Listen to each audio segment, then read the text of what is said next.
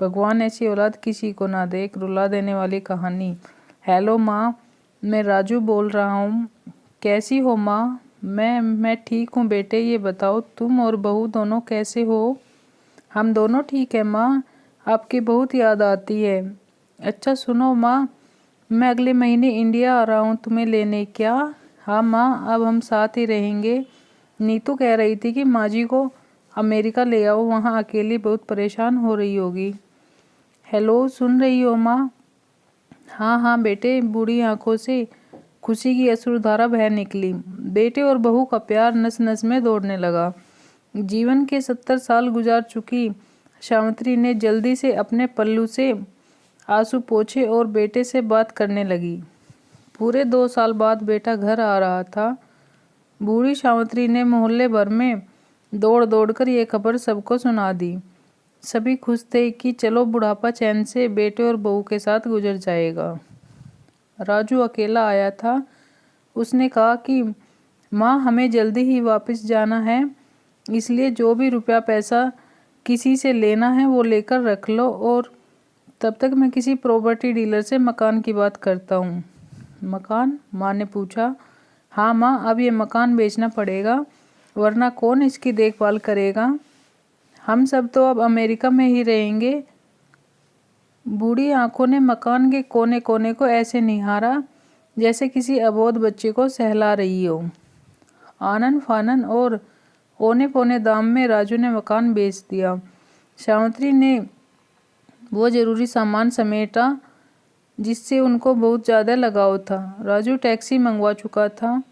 Airport पहुंचकर राजू ने कहा, माँ तुम यहाँ बैठो, मैं अंदर जाकर सामान की जांच और बोर्डिंग और वीज़ा का काम निपटा लेता हूँ। ठीक है बेटे। सावित्री देवी वहीं पास की बेंच पर बैठ गई। काफ़ी समय बीत चुका था। बाहर बैठी सावित्री देवी बार बार उस दरवाजे की तरफ देख रही थी जिसमें राजू गया था, लेकिन अभी तक बाहर नहीं आया। शायद अंदर बहुत भीड़ होगी सोचकर बूढ़ी आंखें फिर से टकटकी लगाए देखने लगती। अंधेरा हो चुका था। एयरपोर्ट के बाहर गहमा गहमी कम हो चुकी थी। माँ जी किससे मिलना है? एक कर्मचारी ने वीरदा से पूछा। मेरा बेटा अंदर गया था टिकट लेने, वो मुझे अमेरिका लेकर जा रहा है, सावित्री देवी ने घबराकर कहा। लेकिन अंदर तो कोई पैसेंजर नहीं है। अमेरिका जाने वाली फ़्लाइट तो दोपहर में ही चली गई। क्या नाम था आपके बेटे का? कर्मचारी ने सवाल किया। अरे राजू। सावित्री के चेहरे पर चिंता की लकीरें उभर आई।